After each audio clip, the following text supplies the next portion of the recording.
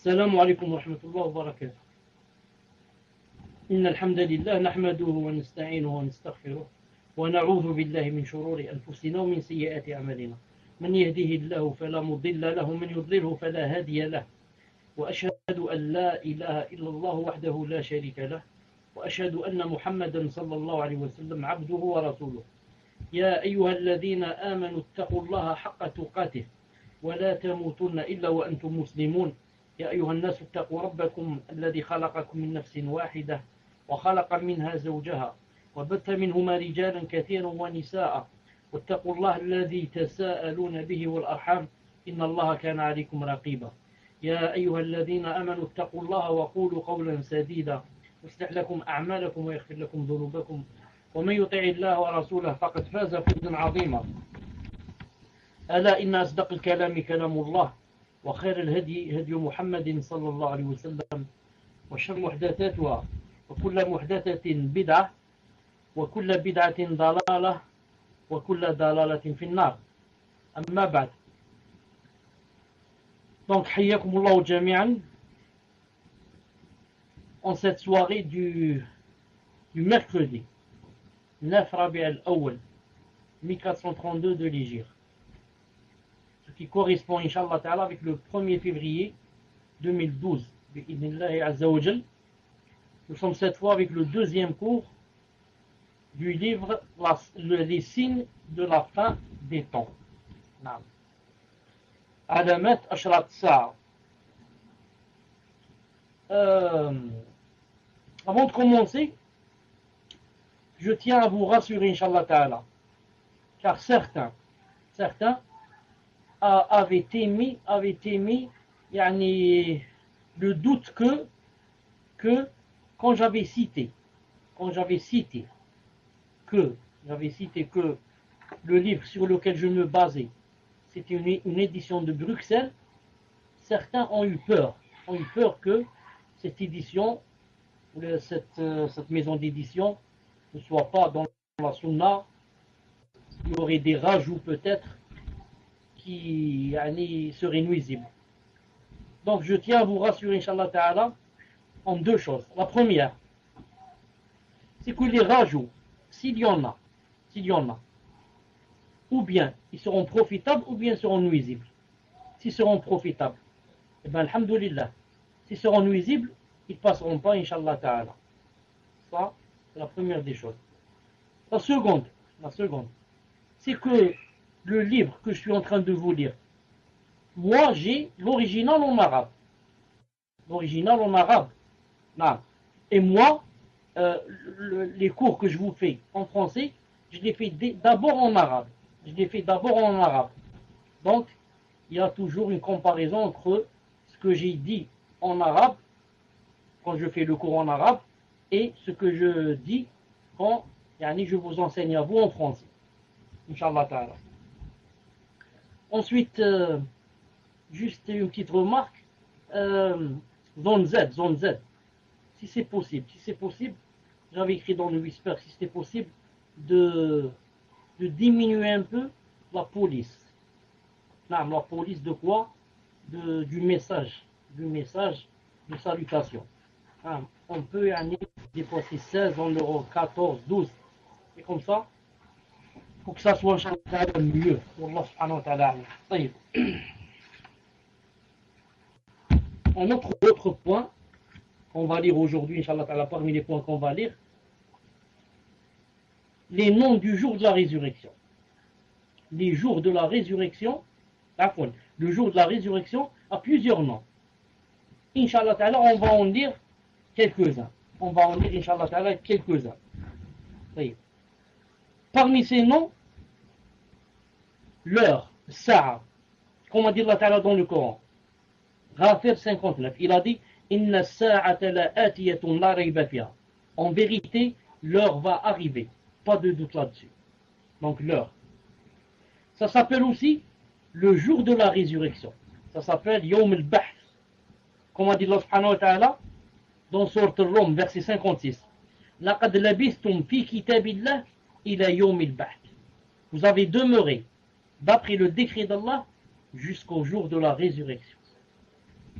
Ça s'appelle aussi le jour de la rétribution. Yawm al-Din.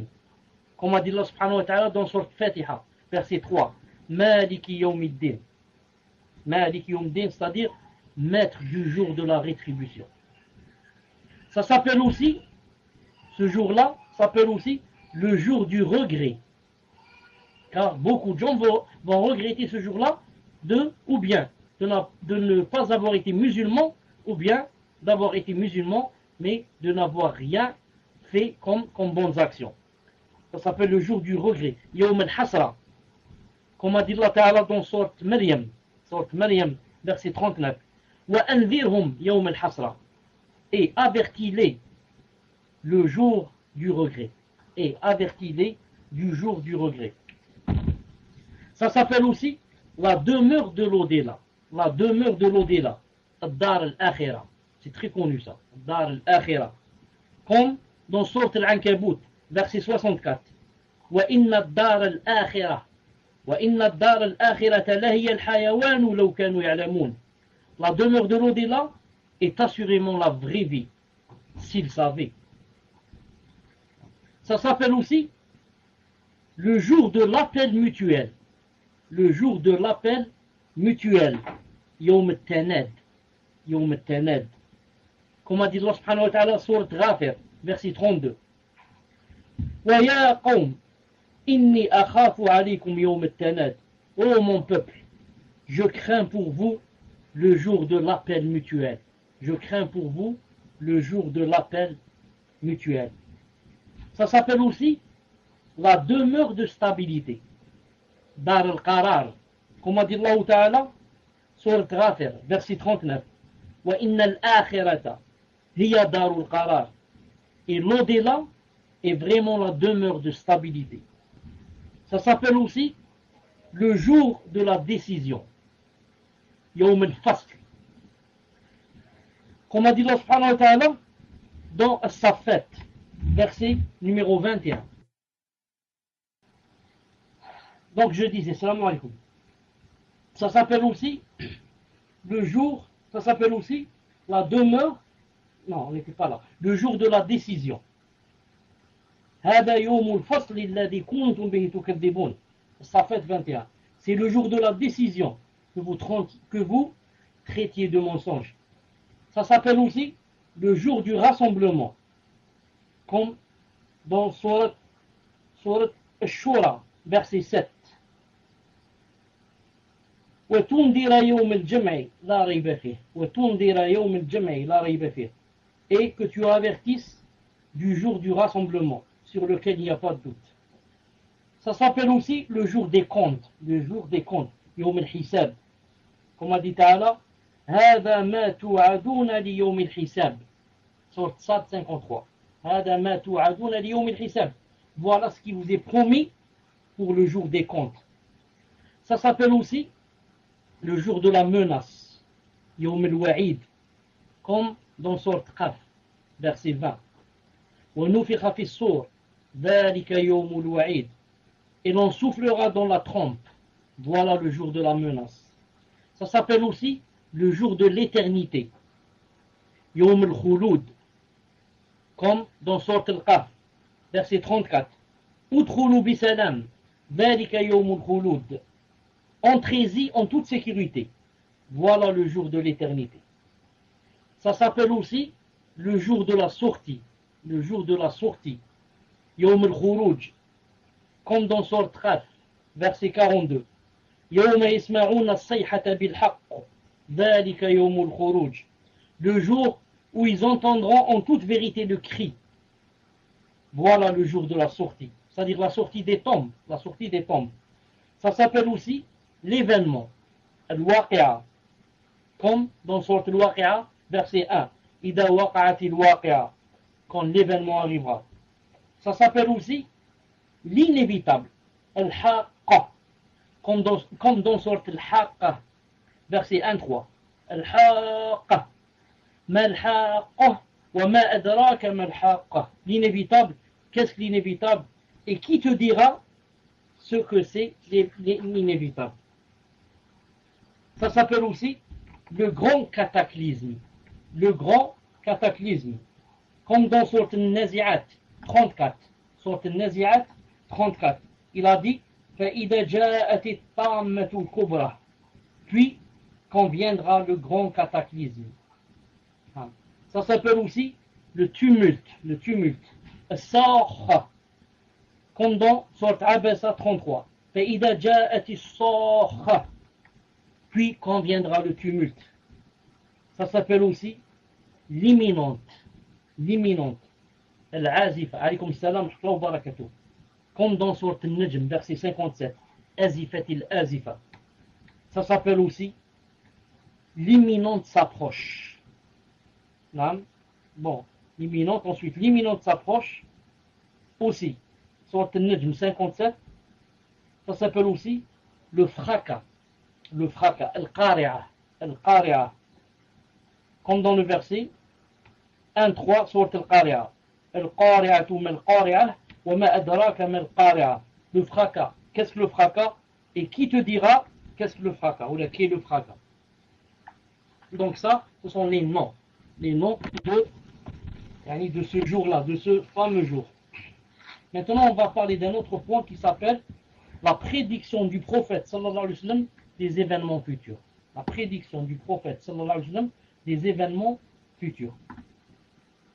S'il y a quelque chose que vous ne comprenez pas, vous la notez maintenant, Inch'Allah Ta'ala, comme ça, vous poserez votre question au moment opportun. Le prophète, sallallahu alayhi wa sallam, a prédit ce qui se passerait jusqu'à l'apparition de l'heure. Cela fait partie de ce dont Allah Azza wa Jal lui a enseigné comme événement futur. Les hadiths concernant ce sujet sont très nombreux au point d'atteindre la notoriété de sens. Tawatur al-ma'nawi. Parmi cela figure ce que rapporte Hudhayfa, radiyallahu ta'ala anhu, qui dit: le prophète sallallahu alayhi wa sallam nous donna un serment en ne laissant rien jusqu'à la survenue de l'heure sans le citer. Le sait celui qui le sait, et l'ignore celui qui l'ignore.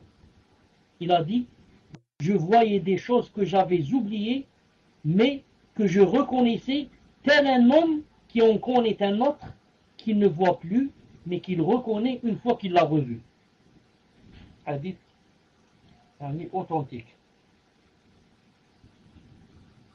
Cela n'était pas spécifique à Hudayfa radiyallahu ta'ala anhu, car le prophète sallallahu alayhi wa sallam donna un serment un jour durant pour expliquer aux compagnons radiyallahu ta'ala anhum ce qu'il y eut et ce qu'il y aura jusqu'à la fin des temps.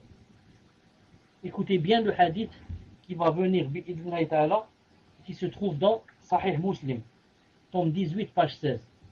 Le hadith qui va venir se trouve dans Sahih Muslim, page 18, tome 18, page 16. Il a dit: Abu Zayd, Amr ibn Akhtab, al-Ansari radiyallahu ta'ala anhu dit: le prophète sallallahu alayhi wa sallam nous dirigea en prière durant le Fajr, la prière du Fajr. Puis monta sur la chair, monta sur le mimbar. Il nous donna un sermon jusqu'à l'heure du Dhuhr, jusqu'à Salat al-Dhuhr. Puis descendit et pria. Il remonta ensuite sur la chair et nous donna un sermon jusqu'à l'heure du Asr. Il descendit, pria, Salat al-Asr. Puis remonta et nous donna un sermon jusqu'au coucher du soleil, le Maghrib. Il nous informa de ce qu'il y eut et de ce qu'il y aura. Le plus savant d'entre nous est celui qui l'a mémorisé le mieux. J'arrête ici juste quelques secondes pour dire. Donc vous avez bien entendu que le prophète sallallahu alayhi wa sallam, dans ce hadith rapporté par Muslim, a fait un sermon qui a commencé après Salat al-Fajr, c'est-à-dire Subh, et s'est terminé après ou là juste avant Salat al-Maghrib. Subhanallah al-Azim. Subhanallah al-Azim. Subhanallah al-Azim. Qui, parmi les hommes, les êtres humains, pourrait donner un sermon de, disons, de 4 heures du matin ou 5 heures du matin jusqu'à 18 heures ou 19 heures. Qui des êtres humains pourrait donner un sermon pareil et aurait autant de force pour donner un sermon pareil? Et la force ne suffit pas, aurait assez de science pour pouvoir parler pendant toute la journée, et encore mieux, sans quoi? Sans se contredire. Car je peux parler 1 heure, 2 heures, ensuite je commence à dire n'importe quoi et je me contredis. Mais parler depuis 4 ou 5 heures du matin jusqu'au coucher du soleil sans s'arrêter, c'est une preuve que seul un messager peut faire cela. Seul quelqu'un qui est envoyé par son Seigneur et qui est aidé, secouru par son Seigneur, et quelqu'un qui reçoit la révélation qui peut parler comme ça. Ensuite, on remarque autre chose aussi. On remarque que les compagnons qui étaient assis et sont restés avec lui du matin jusqu'au soir, sans brancher, sans vouloir, je ne sais pas, aller chez eux, sans vouloir aller manger, sans vouloir aller dormir, sans ceci, sans cela. Ça se voit que vraiment il tenait au prophète sallallahu alayhi wa sallam. Ça se voit aussi qu'il l'aimait vraiment. Ça se voit aussi qu'il tenait vraiment à ses discours. Ça se voit aussi que ce qu'il disait était chez eux beaucoup plus important qu'eux-mêmes, ou leur famille, ou leurs enfants, ou bien le manger, ou bien les affaires. Non, vous restez toute la journée à écouter. Nous, comme j'ai dit tout à l'heure, si on entendait une personne qui va parler 2 heures, maximum peut-être 3 heures, on va tous se lever. C'est impossible que quelqu'un parle pendant 3 heures et on reste là à l'écouter. Vraiment, on commence à se lasser, à être dégoûté. Mais ceux-là sont restés et personne, je pense même que s'il avait continué jusqu'au milieu de la nuit, il serait resté avec lui, sallallahu alayhi wa sallam et radiyallahu ta'ala anhum. Ensuite, je veux dire aussi une chose importante ici. Qu'a-t-il pu dire, sallallahu alayhi wa sallam, pendant tout ce temps? Qu'a-t-il pu dire? Non. D'ailleurs, le sahabi radiyallahu ta'ala anhu a bien dit que il nous informa de ce qu'il y eut et de ce qu'il y aura. Tout ce qu'il y eut autrefois et ce qu'il y aura jusqu'à la fin du monde, il l'a cité, sallallahu alayhi wa sallam. Il a dit, le plus savant d'entre nous est celui qui l'a mémorisé le mieux. Non, le plus savant d'entre nous est celui qui l'a mémorisé le mieux. Et peut-être, je dis peut-être, wallahu a'lam, tous les hadiths qu'on entend, qui viennent des sahaba, et qui disent que j'ai entendu le prophète dire telle et telle chose, qui a rapport, par exemple, un Messie Dajjal, qui a rapport au signe de la fin du temps, etc. Je pense que ce sont ceux qui sont restés ce jour-là avec le prophète et qui ont entendu ce qu'il a dit. C'est dommage, bien sûr, qu'on n'a aucun hadith authentique qui nous est arrivé, qui a cité comme ça, tout à la fois, ce qu'a dit le prophète sallallahu alayhi wa sallam ce jour-là. Ça aurait été trop beau. Al-Muhim, Hudayfa ibn al-Yaman radiyallahu ta'ala anhu a dit, par Allah, il a juré par Allah, je suis certes le plus savant des gens au sujet de chaque trouble qui se produira de mon époque jusqu'à la survenue de l'heure. Cela n'est dû qu'au fait que le messager d'Allah m'a révélé secrètement une chose dont il n'a parlé à personne en dehors de moi. Le messager s'entretenait à une assemblée dans laquelle j'étais présent au sujet des troubles. Il dit, en énumérant les troubles, il a dit, parmi ceux-ci, les troubles, il y en aura 3 qui ne laisseront pratiquement rien, et parmi ceux-ci, il y a des troubles tels les vents d'été. Certains sont petits et d'autres sont grands, rapporté par Muslim. Hudayfa dit, radiyallahu ta'ala anhu, ce groupe de gens s'en alla sauf moi qui suis resté. Ce sont des preuves authentiques que le prophète sallallahu alayhi wa sallam informa sa communauté de tout ce qu'il y aura la concernant jusqu'à la fin des temps. Naam. Quand Allah Ta'ala dit Al-yawma akmaltu lakum dinakum. Aujourd'hui, je vous ai parachevé votre religion. Il ne nous manque rien qu'on ne connaît pas jusqu'à la fin des temps. Il ne fait aucun doute que les signes de la fin des temps constituent la majeure partie des informations traitant des événements occultes. C'est pourquoi les hadiths traitant des signes de la fin des temps sont très nombreux. Ils ont été rapportés en des termes différents, vu la multitude de ceux qui les ont transmis parmi les compagnons qu'Allah Azza wa Jalla les a créés. Autre point, la connaissance de l'heure. La connaissance de l'heure. Avant cela, juste une parenthèse importante pour dire que l'auteur a parlé d'une chose que j'avais sautée, a parlé dans un point comme ça, où il a donné tous les délits que il était obligatoire de prendre et de se baser sur les hadiths qui sont à information unique, ce qu'on appelle hadith ahad, parce qu'il y a des hadiths mutawatir et il y a ahad. Mutawatir de leur sens et leur isnad aussi, leur chaîne de transformation la chaîne attendez, comment on dit, ils ont la chaîne de narration comprend, masha'Allah, dans chaque étape beaucoup de rapporteurs. On dit de cela, on dit c'est un hadith mutawatir. Mais des fois le hadith n'est pas mutawatir, n'est pas de notoriété, il n'a pas un sens de notoriété, mais il a ce qu'on appelle maintenant, ce que j'ai dit, il est à information unique, ahad. Alors certains gens de la bid'a disent que nous, on n'accepte pas parmi, dans la aqidah, et ça rentre dans la aqidah bien sûr, les hadiths qui ont rapport avec la fin des temps, ils disent on n'accepte pas des hadiths qui ne sont pas mutawatir. On n'accepte pas des hadiths qui ne sont pas mutawatir, qui n'ont pas un sens de notoriété. On n'accepte pas donc les hadiths qui sont à information unique. Et cela, bien sûr, ce sont les gens de la bid'a.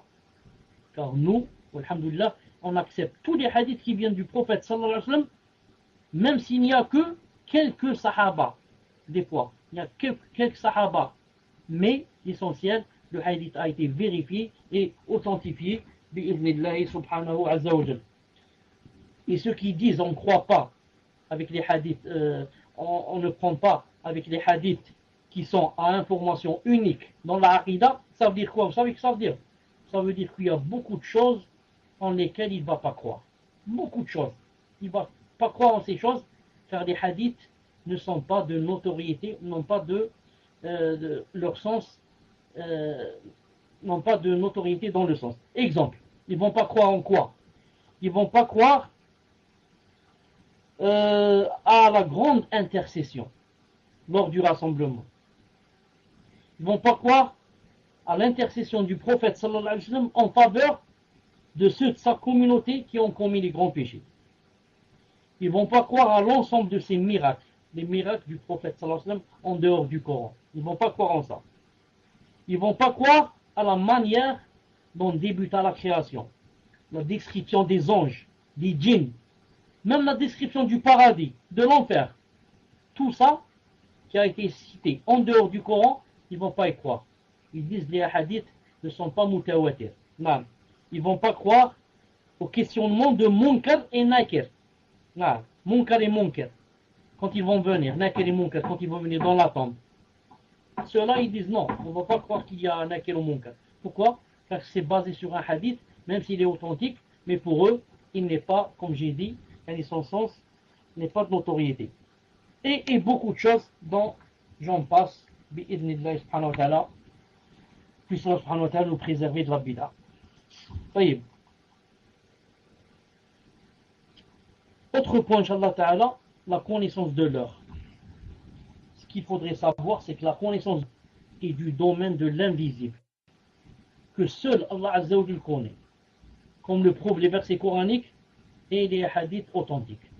Même les messagers eux-mêmes, alayhi salam, ne connaissaient pas et ne connaissent pas quand viendra l'heure, sauf, entre parenthèses, si on peut dire qu'ils savent que ce sera un vendredi. Tout le monde sait d'ailleurs. Tous les musulmans savent, et peut-être même les chrétiens, savent que, même les juifs peut-être, savent que la fin du monde sera un vendredi. Mais, quel vendredi, de quel jour, de quelle semaine, de quelle année, de quel mois, il est impossible que quelqu'un le sache, même si c'est si c'est un messager. La connaissance de l'heure est une chose qu'Allah Azza wa Jal s'est réservée. Il ne l'a dévoilée à aucun ange rapproché, ni à aucun prophète envoyé. Personne donc en dehors d'Allah Azza wa Jal ne sait quand l'heure arrivera. Le prophète, alayhi salam, évoquait souvent la fin du monde et ses affres et ses malheurs. Les gens le questionnaient au sujet de son terme, mais il leur disait qu'il s'agit d'un événement du domaine de l'inconnu, que seul Allah le connaît. Non.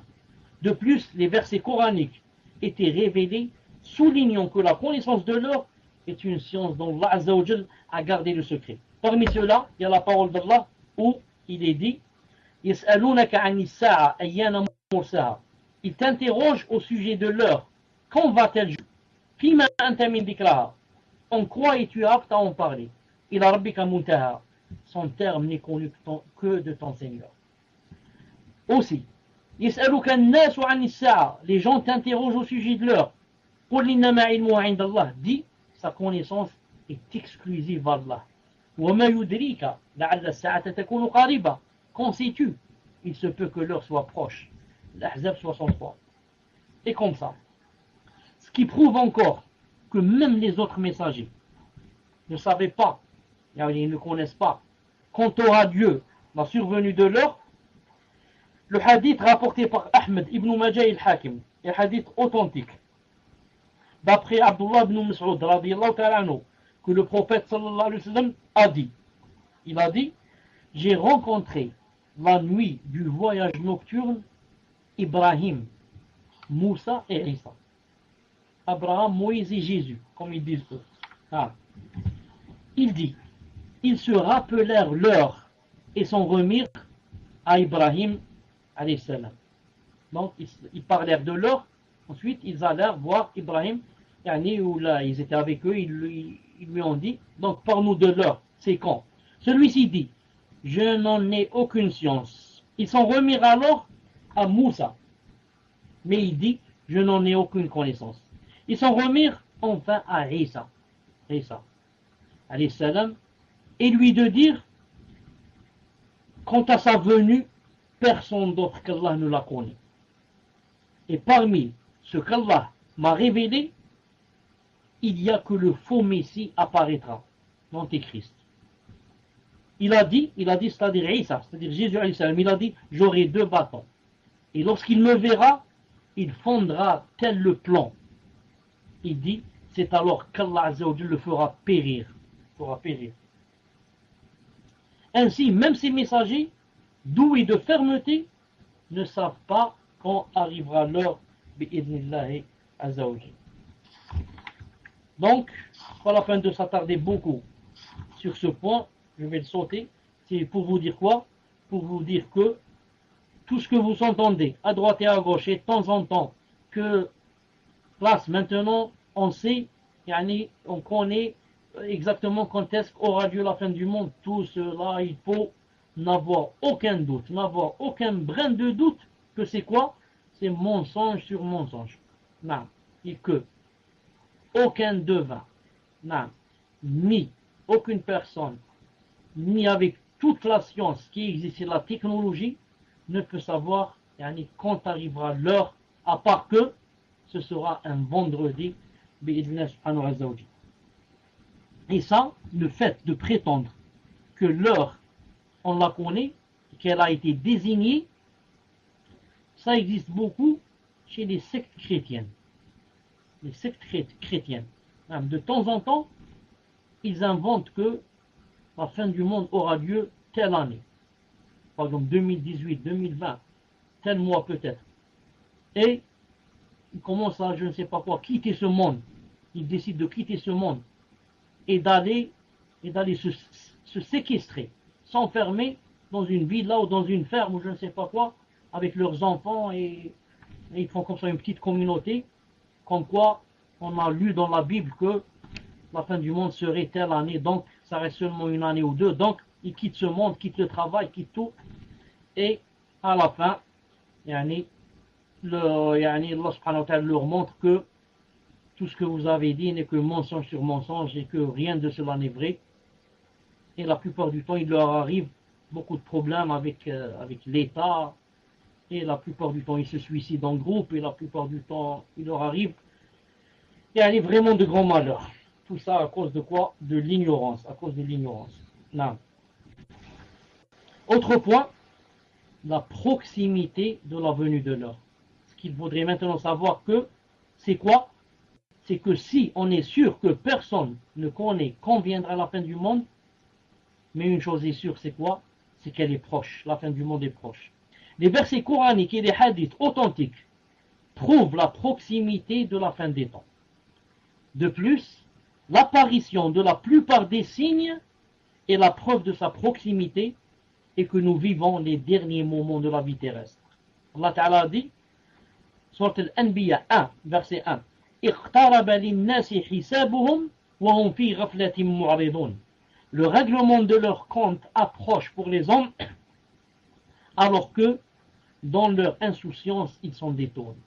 Il a dit aussi وما يدريك لعل الساعة تكون قريبة. L'Ahzab 63. Qu'en sais-tu? Il se peut que l'heure soit proche. Il a dit aussi اقتربت الساعة وانشق القمر. L'heure approche et la lune s'est fondue. Surat Al-Qamar, verset 1. Il a dit aussi إنهم يرونه بعيدا ونراه قريبا. Il le voit, c'est-à-dire le châtiment. Il le voit bien loin, alors que nous le voyons bien proche. C'est-à-dire que c'est pas loin. Et parmi les hadiths, le prophète sallallahu alayhi wa sallam a dit j'ai été envoyé, moi et l'heure, tel ci-dessus, en indiquant les doigts en question et en les tendant. Il a dit aussi dans un hadith authentique que les deux doigts ici, c'est-à-dire le pouce, l'index et le majeur. L'index et le majeur. Le prophète les a collés comme ça et les a tendus. Et a dit aux gens, j'ai été envoyé comme ces deux-ci. Et vous voyez que entre l'index et le majeur, il n'y a pas un autre doigt. Il y a le pouce, ensuite l'index, le majeur. Et le prophète a collé l'index et le majeur. Ça veut dire qu'il n'y a pas un autre doigt au milieu. Donc, moi, c'est-à-dire le prophète, je suis collé à l'heure, comme mon index est collé à mon majeur. Donc, après le prophète, après sa venue, ça veut dire on n'est pas loin de la fin du monde. Et dans un autre hadith aussi, que le prophète sallallahu alayhi wa sallam a dit, dans un hadith authentique, il a dit votre terme, votre durée de vie, en comparaison au terme des communautés qui vous ont précédé, se situe entre la prière de l'Asr et le coucher du soleil. Vous avez entendu, votre terme en comparaison au terme des communautés qui ont précédé se situe entre la prière de l'Asr et le coucher du soleil. Et ce hadith que je viens de lire maintenant, beaucoup de frères et de sœurs aussi confondent. Ils disent que Yom al-Qiyamah, c'est comme Dhuhr et l'Asr, ou la Asr et le Maghrib, alors que le hadith parlait de quoi? Parlait de notre durée de vie, c'est-à-dire notre durée de vie dans cette dunya. Notre communauté par rapport aux autres communautés. C'est comme si c'était entre l'Asr et quoi? Et le coucher du soleil.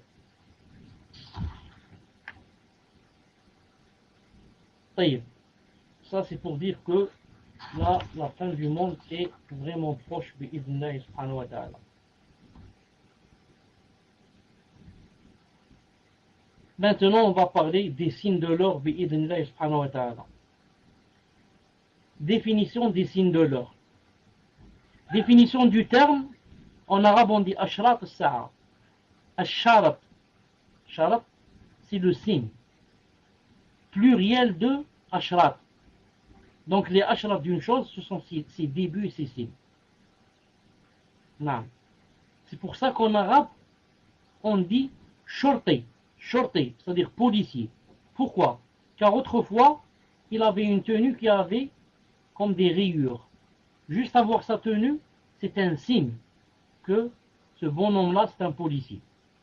Non. Il avait l'ashrat, il avait des signes. Et sa'a, c'est pluriel de sa'at, ou bien de sa'a. C'est quoi? C'est l'une des parties du jour et de la nuit. La nuit et le jour faisant ensemble 24 heures. Définition du terme sa'a religieusement. L'heure désigne la période dans laquelle la résurrection se produira. Elle a été appelée ainsi, elle a été appelée l'heure, parce que le jugement sera rapide comme une heure. Ça ne dépasse pas une heure. Des milliards de gens, ils vont être jugés en moins d'une heure. C'est pour ça que Allah Ta'ala dit dans le Coran, il dit Sari'ul Hisab. Sari'ul Hisab. C'est-à-dire que son jugement passe vite. Naam. Elle a été appelée aussi l'heure parce que le jugement sera rapide, ou encore car elle surprendra les gens en un instant. Et toute la création périra à la suite d'un seul cri. Et maintenant, Ashrat Sa'a, les signes de la fin des temps, ça veut dire quoi? Ça veut dire, ce sont les signes précurseurs de la résurrection, qui la précèdent et indiquent sa proximité. Et l'heure désigne trois notions. Par la petite heure, la moyenne heure et la grande heure. La petite heure, c'est quoi? Quand on dit une petite heure, on dit X, sa petite heure est arrivée. Donc il y a la petite heure, la moyenne, la grande. La petite heure, il s'agit de la mort de la personne. On dit de celui qui meurt que son heure est arrivée, car il entre dans le monde de l'au-delà. Donc la petite heure, ça veut dire la mort de chaque personne. Chaque personne qui est morte, on peut dire d'elle, son heure est arrivée. Non, cette personne, son heure est arrivée. Donc ça, c'est la petite heure. Ensuite, on a l'heure moyenne. Il s'agit de la mort des gens d'une même génération. Quand une génération n'existe plus, on dit son heure est arrivée. C'est l'heure moyenne. La preuve, c'est le hadith rapporté par Aïcha radiyallahu ta'ala anha, qui dit, quand les Bédouins venaient chez le prophète sallallahu alayhi wa sallam, qu'est-ce qu'ils faisaient? Ils le questionnaient au sujet de l'heure. Bien sûr, ils croyaient qu'il connaît l'heure. Et tout le monde voudrait connaître. C'est quand cette heure? Donc, ils disent, celui-là, c'est un prophète, c'est sûrement qu'il connaît. Donc, ils lui posent la question. Quand l'heure viendra-t-elle? Qu'est-ce qu'il disait, alayhi sallam? Normalement, on dit, ou bien on connaît, ou on ne connaît pas. On dit non, on ne connaît pas. Que disait le prophète, alayhi sallam? Il n'aime pas dire non. Non. Déjà, s'il dit comme ça, non, carrément, je ne connais pas, ça risque quoi? Ça risque de jeter ou de semer le trouble dans certains qui sont faibles. On dit comment? On ne connaît pas celui-là. Il a été envoyé par Allah, il ne connaît pas. Et il risque d'avoir des doutes. Donc, quand tu lui demandais, il lui disait, quand l'heure viendra, il répondait, ce qu'il faisait comme réponse, il regardait alors le plus jeune parmi ceux qui sont venus le voir. Ils sont venus un groupe, il y a toujours le plus jeune, lui qui a 15 ans, 16 ans, 12 ans. Il regardait le plus jeune et il leur disait, si celui-ci reste en vie, la vieillesse ne l'atteindra pas avant que votre heure n'arrive, c'est-à-dire leur mort. Donc, l'heure pour ses interlocuteurs. Non, il leur disait, si ce jeune-là reste en vie, la vieillesse ne l'atteindra pas avant que votre heure n'arrive, avant que vous ne mouriez. Donc il a dit avant que votre heure n'arrive. Votre heure, c'est-à-dire vous, votre génération. Non. Ce petit-là ne sera pas vieux avant que votre génération n'existe plus, bi'idhnillah. Non, n'existera plus. Ça, c'est la moyenne heure. Ensuite, on a quoi? Ensuite, on a la grande heure. La grande heure,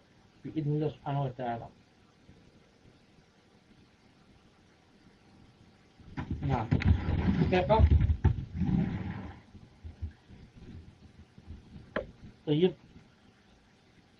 Donc, Ibn Jabal que je viens d'expulser, son heure s'est terminée. Non, sa petite heure est... Il est arrivé à sa petite heure. Ça y est, la grandeur. Maintenant, la grandeur, c'est quoi? C'est la résurrection des gens de leur tombe pour le jugement et la rétribution. La grandeur, c'est la résurrection des gens de leur tombe pour le jugement et la rétribution. Et ce qu'il faut savoir ici, c'est que quand l'heure est mentionnée dans le Coran, elle désigne la grande heure. Quand l'heure est désignée dans le Coran, quand vous lisez, s'il dit l'heure, Allah subhanahu wa ta'ala parle de la résurrection majeure. Comme lorsqu'il a dit, Surat Al-Ahzab 63, Yes'aluka an-nasu an-nisaa. Les gens t'interrogent au sujet de l'heure, c'est-à-dire la grande heure. Quand il dit, Iqtarabat as-sa'a al-qamar 1, il s'agit aussi de la, il s'agit ici de la résurrection. Iqtarabat as-sa'a, l'heure approche. L'heure, ça veut dire la grande heure. Et comme ça, les versets où il y a l'heure, ça veut dire yani, la grande heure bi'idhnillah subhanahu wa ta'ala. On va terminer avec une chose, Inch'Allah ta'ala. On va terminer avec une chose. Les catégories des signes de l'heure. Les signes précurseurs de l'heure se divisent en deux catégories. Les petits signes de la fin des temps et les grands signes. Les petits signes, c'est quoi? Ce sont ceux qui précèdent l'heure sur une échelle de temps assez longue. Non, ça précède l'heure sur une échelle de temps assez longue concernant des choses ordinaires, telles que, par exemple, ça fait partie des petits signes, tels que la disparition de la science, l'apparition de l'ignorance, consommation du vin, la concurrence dans l'élévation des constructions, et des choses pareilles. Et certains peuvent se produire en même temps que les grands signes, voire même après. C'est une chose très importante. Beaucoup de gens croient que les petits signes, automatiquement, doivent être avant quoi? Avant les grands signes. Et ici, on doit faire remarquer que quoi? Que certains, ça c'est une règle générale, en général, les petits signes précèdent les grands signes. C'est une règle générale. Mais des fois, certains petits signes peuvent venir en même temps que les grands signes. Même, ils peuvent venir après.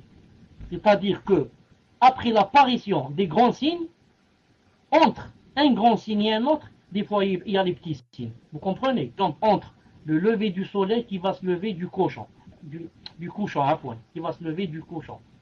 Et, en même temps, l'apparition, par exemple, de l'Antéchrist, entre ce signe et ce signe, il y aura, par exemple, des petits signes qui vont apparaître.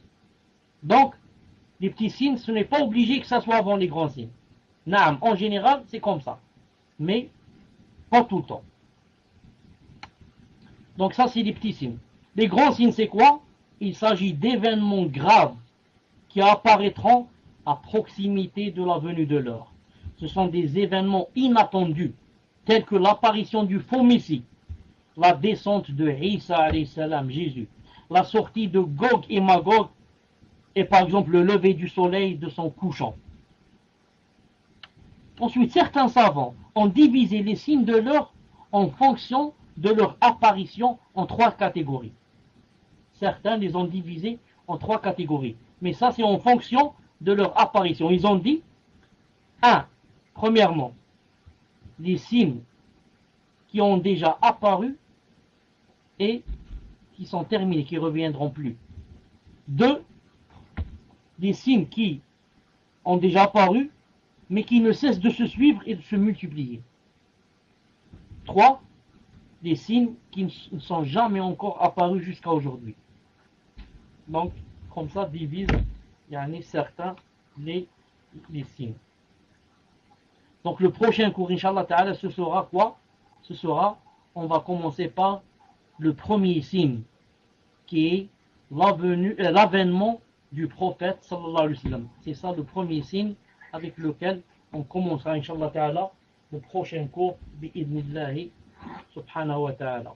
Subhanakallahumma wa bihamdik ashhadu an la ilaha illa ant astaghfiruka wa atubu ilayk. Préparez-vous inshallah ta'ala pour les questions. Assalamu alaikum wa rahmatullahi wa barakatuh. Donc avant de commencer inshallah ta'ala, juste peut-être deux remarques, peut-être trois. La première, inshallah ta'ala. La première,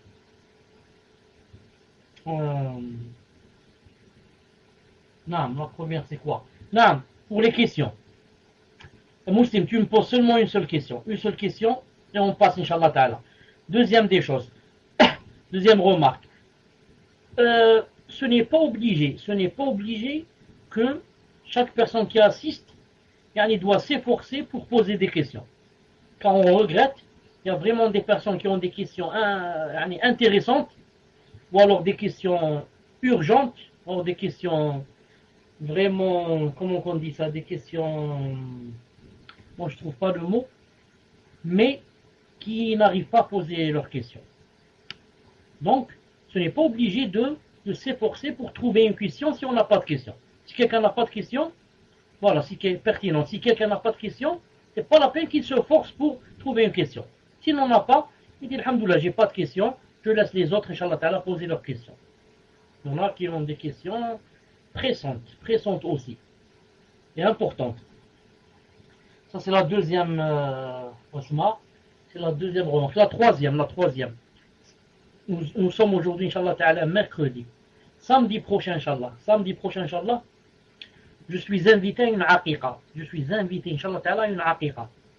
Donc, ou bien, je vais arriver ici vers 22h, inshallah.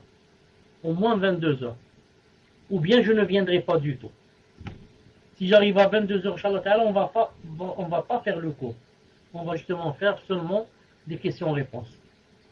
Si je n'arrive pas du tout, 22h30, je ne suis pas là, c'est pas la peine de m'attendre, inshallah ta'ala.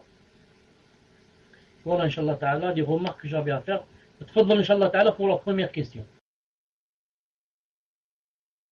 Assalamu alaikum wa rahmatullahi wa barakatuh. Hafizakumullah ya Cheikh. Il n'y a pas de problème, inshallah, pour samedi. Le message est bien clair. Donc, première question. Assalamu alaikum wa rahmatullahi wa barakatuh. Lors du voyage nocturne du prophète, sallallahu alayhi wa sallam, les prophètes ont-ils été ressuscités pour avoir parlé avec le prophète, sallallahu alayhi wa sallam? Où sont actuellement tous les prophètes? Qu'Allah subhanahu wa ta'ala vous préserve, Cheikh. Barakallahu fikum. Tfadal, Cheikh. J'ai pas entendu la fin, ça s'est coupé. Lorsque tu as dit, ont-ils été ressuscités où? Après où, j'ai pas entendu. Tfadal. Où se trouvent les prophètes à l'heure actuelle? Tfadal, Cheikh. Bismillah ar-Rahman ar-Rahim, wassalatu wassalam ala ashrafil mursalin. Je vais essayer de répondre, inshallah ta'ala, à vos questions. Si je dis juste, c'est Allah subhanahu wa ta'ala qui m'a aidé. Si j'ai dit faux, puisse Allah subhanahu wa ta'ala me pardonner. Ça vient de mon ignorance et du shaitan. Les prophètes. Et même tous les croyants, il y a un hadith authentique qui a été authentique par Cheikh Al-Albani rahimahullah. Ils ont deux hadiths. Le premier il dit attendez, comment commence en arabe? Al-anbiya'u ahya'un fi quburihim yusallun. Il a dit les prophètes sont vivants dans leur tombe en train de faire la prière. Et il y a le même hadith qui est authentique, mais qu'il y a à la place des prophètes, il dit les croyants. C'est pour cela qu'il y a un autre hadith authentique où le prophète sallallahu alayhi wa sallam, quand il a fait l'ascension, il a dit je suis passé devant la tombe de Moussa alayhi salam, je l'ai vu dans sa tombe debout en train de faire la prière. Donc les croyants et les prophètes, les messagers, seront vivants dans leur tombe d'une vie qui ne peut être conçue ni comprise, ni qui ressemble à cette vie. C'est-à-dire, ils ne mangent pas, ils ne vont pas aux toilettes, et ceci, cela. Vous avez compris, mais ils seront vivants, et à rencontrer leur Seigneur pour rentrer au paradis, bi'idnillahi subhanahu wa ta'ala. Question suivante. Assalamu alaikum wa rahmatullahi wa barakatuh. Cher, tout d'abord je voudrais vous dire, wahibbukum fillah, pouvez-vous, cher, nous dire ce que disent les savants sur l'âme? Est-ce notre âme qui est châtiée dans la tombe ou notre corps, ou bien les deux? Aussi, cher, Hayakar Rahman, est-ce possible de nous faire le livre de Aqida de Cheikh Al-Fawzan, le dogme du monothéisme? Je peux vous l'envoyer en français si vous ne l'avez pas, Inch'Allah. Jazakumullah khayran, Cheikh. Tfadal, Cheikh. Non, Inch'Allah, pour le livre, il n'y a pas de problème. Si vous me l'envoyez, Inch'Allah, pas de problème. Ensuite, je vais voir. Peut-être il y a quelqu'un qui l'a ici, en Algérie, Inch'Allah. S'il y a, c'est pas la peine dans ce sens, donc de me l'envoyer. Ensuite, je dis à cette personne, puisse Allah subhanahu wa ta'ala t'aimer en lui comme tu m'as aimé en lui. Ensuite, pour l'âme, je réponds. Et comme ça, il faut que je prenne l'habitude, Inch'Allah ta'ala, de répondre vite et d'une façon circoncise. Et juste, si le délil est connu, c'est connu. Sinon, juste de donner le délil et de passer à une autre question.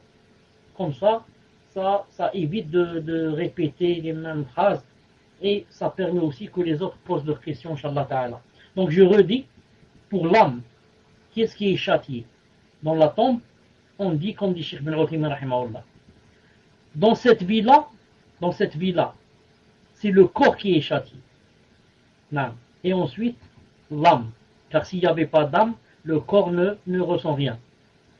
Il a dit, mais dans la tombe, c'est l'âme qui est châtiée et le corps qui la suit, qui ressent après elle. Donc ici, la prédominance dans le châtiment, c'est au corps et ensuite l'âme.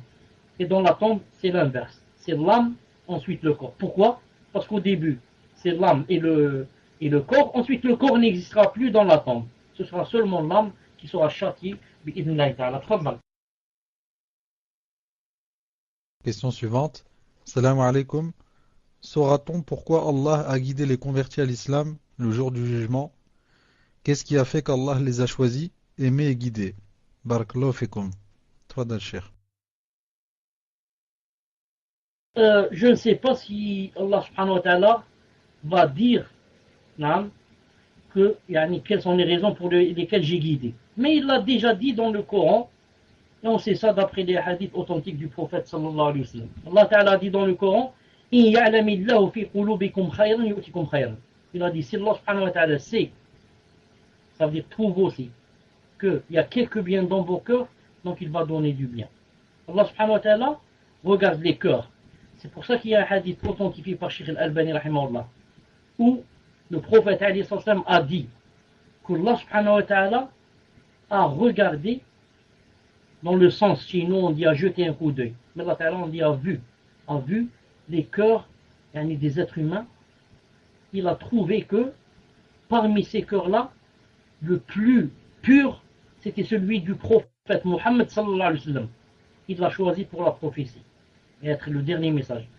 Le hadith dit, ensuite Allah Ta'ala a vu parmi les cœurs des vivants qui étaient à l'époque, il a trouvé que les cœurs des sahaba, les compagnons, c'était les plus purs. Il les a choisis pour être ses compagnons. Puis Allah subhanahu wa ta'ala maudire les chiites et les rawafid qui disent quoi? Qui disent que les sahaba sont des kuffars. Alors que ce sont les êtres qui ont les cœurs les plus purs après le prophète sallallahu alayhi wa sallam. Donc, quant à la reconversion des convertis, il y a une des deux choses. Ou bien Allah subhanahu wa ta'ala a vu dans leur cœur qu'il y avait quelque part un bien. Et qu'elle cherchait peut-être la vérité. Elle cherchait le haqq. Elle ne vivait pas comme des animaux. manger, boire et les tentations. Mais quelque part, elle méditait, elle pensait, elle voulait connaître le haqq. Et Allah subhanahu wa ta'ala les a guidés et aidés. Ou alors, la deuxième réponse, qui est aussi vraie, quand Allah ta'ala dit dans le Coran, ذَلِكَ فَضْلُ اللَّهِ يُؤْتِهِ مَنْ يَشَاءُ. Ceci, traduction rapprochée, ceci est la grâce d'Allah. Et Allah la donne à qui il veut. Quand Allah Ta'ala décide que telle ou telle personne aura sa grâce, personne ne peut dire pourquoi vous avez choisi telle personne et vous ne m'avez pas choisi. Pourquoi vous avez choisi telle personne, vous lui donnez, et moi vous ne m'avez pas choisi. Non. Allah subhanahu wa ta'ala ne fait pas de piston. S'il y avait quelque part dans ton cœur un peu de bien, il t'aurait quoi? Et sûrement qu'il t'en aurait donné beaucoup plus que tu en as. Wallah subhanahu wa ta'ala alam. Tfaddal. Question suivante. Assalamu alaikum, cher. Qu'Allah vous préserve et vous récompense. Est-ce que le repentir ne sera plus du tout accepté après le signe du lever du soleil à l'ouest? C'est-à-dire, si l'on commet un péché, on dit astaghfirullah, ça ne sera plus accepté, tout sera compté et plus pardonné. Tfadal, cher. Après ça a coupé, j'ai pas entendu le début. Tfaddal. Le début, donc, est-ce que le repentir ne sera plus du tout accepté après le signe du lever du soleil à l'ouest? Tfadal, cher. Naam. Naam. Après le lever du soleil, du couchant, bi'idnillahi ta'ala, naam, aucun bien que fera même le musulman ne sera accepté. Ni encore moins le repentir, ni encore moins la reconversion. Comme a dit Allah subhanahu wa ta'ala, il a dit هَلْ يَنْظُرُونَ إِلَّا أَنْ تَأْتِيَهُمُ الْمَلَائِكَةُ. Est-ce qu'ils attendent seulement que ne leur viennent les anges, أَوْ يَأْتِيَ رَبُّكَ, ou bien que ne vienne leur Seigneur, أَوْ يَأْتِي بَعْضُ آيَاتِ رَبِّكَ, ou bien viennent quelques signes. Est-ce qu'ils attendent que viennent quelques signes de leur Seigneur? يَوْمَ يَأْتِي, lorsqu'ils viendront ces signes-là, يَوْمَ يَأْتِي بَعْضُ آيَاتِ رَبِّكَ, le jour où viendra certains de ces signes, لا ينفع نفسا إيمانها لم تكن آمنت من قبل. Ça ne sera pas utile à une âme, ça ne sera pas utile à une âme إيمانها, c'est-à-dire sa croyance, ou laquelle se reconvertisse. Si elle n'a pas été croyante avant la venue du signe. أو كسبت في إيمانها خيرا. Et ça ne lui sera pas encore utile, ça ne lui sera pas aussi utile le fait qu'elle n'ait pas fait de bonnes actions. Donc, quand viendra les grands signes de la fin des temps, ça ne sert à rien de rentrer en islam, ni ça ne sert à rien de faire une bonne action. Ça ne sera pas accepté.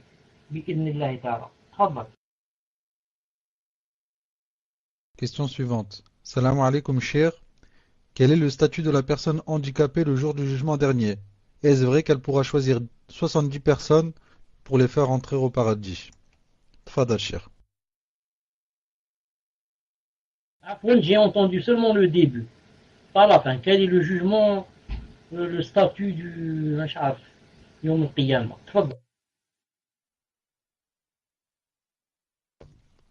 Quel est le statut de la personne handicapée le jour du jugement dernier?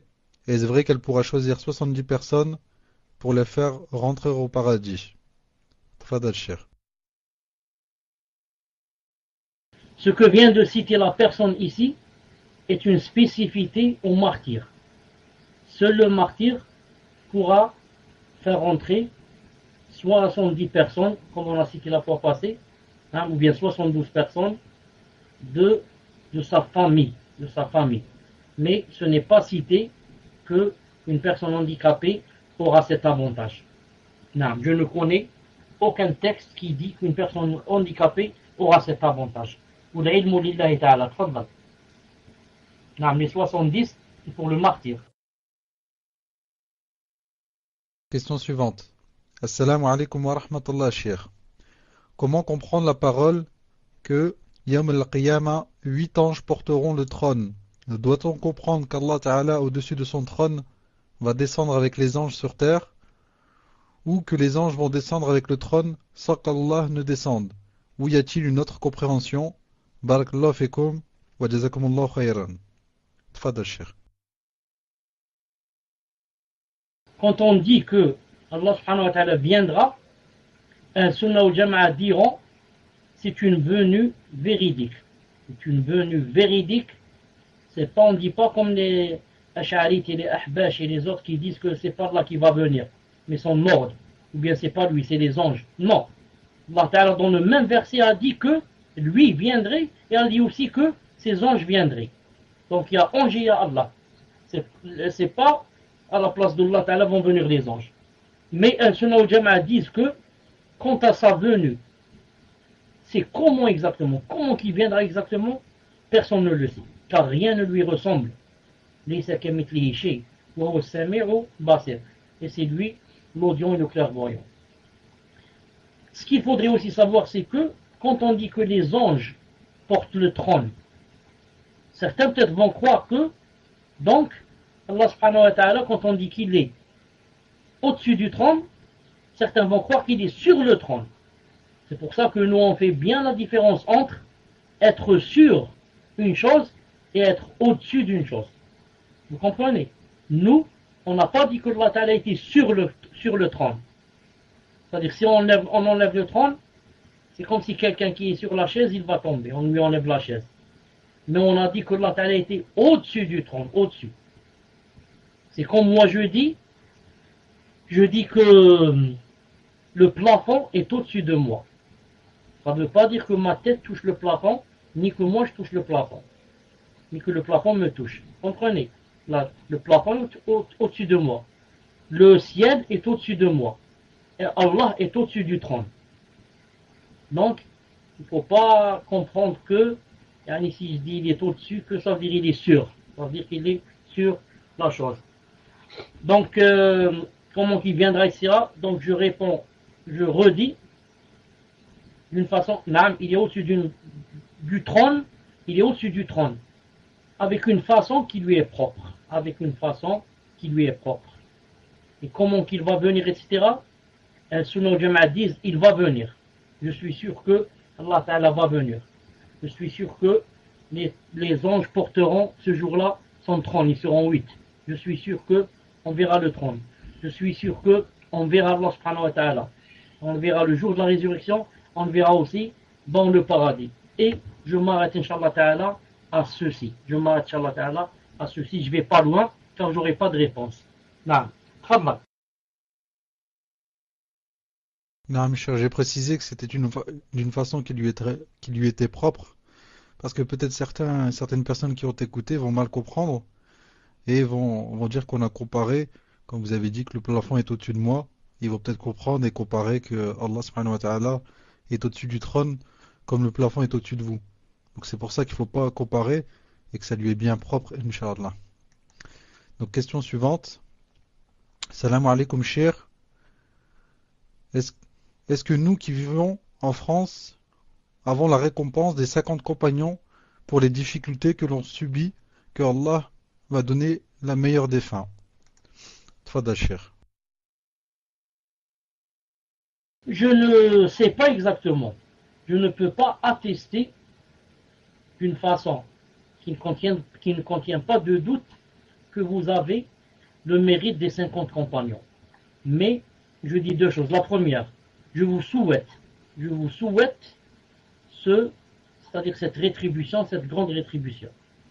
C'est la première des choses. La deuxième des choses, je suis sûr que vous aurez beaucoup plus de récompenses pour ceux et celles de vous qui ont patienté. Hein, à cause de quoi? À cause des fitnas qu'il y a chez vous et dont vous êtes en train d'essayer de repousser de vous au maximum. Vous êtes en train de faire le djihad, hein, c'est-à-dire c'est comme si quelqu'un qui est jeté dans la mer, une mer, comment on dit, agitée, vraiment, une mer vraiment agitée, et il essaye de faire le maximum pour ne pas se noyer. ou bien on lui a jeté une bouée, il essaye au maximum de s'accrocher à cette bouée. Donc, je dis que, en ce sens-là, à quoi qu'il y a, et des difficultés qu'il y a, Allah subhanahu wa ta'ala sait, et voit et a vu les difficultés qu'il y a, et en ce sens, vous aurez plus de récompenses que ceux qui n'ont pas ces difficultés. Naam. Tafadhal. Question suivante. Salam alaikum. Hafizakum Cheikh. Je voudrais avoir une réponse concernant un asar de Abdullah ibn Mas'ud qui a dit: quand l'adultère et l'intérêt apparaissent dans une ville, Allah autorise sa destruction. Allah peut-il détruire nos villes sans que ce soit la fin du monde et créer d'autres humains comme il l'a fait avec le peuple des Ad, Samoud?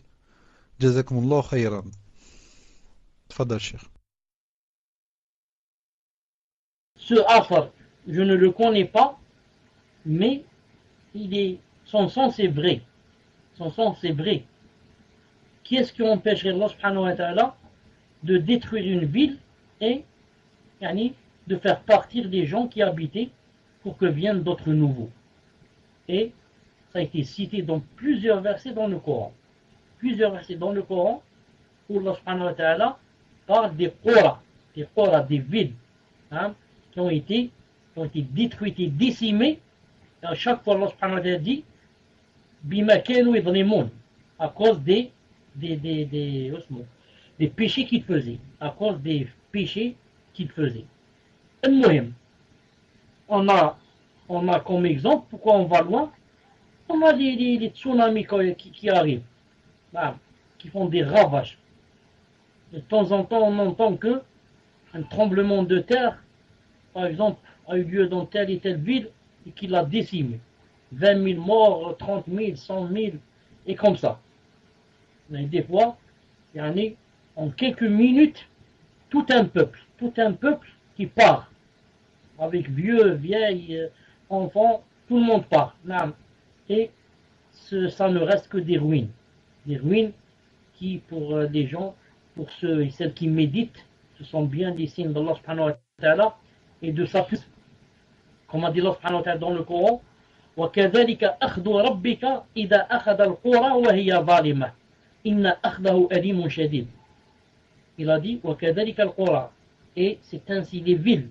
Traduction rapprochée.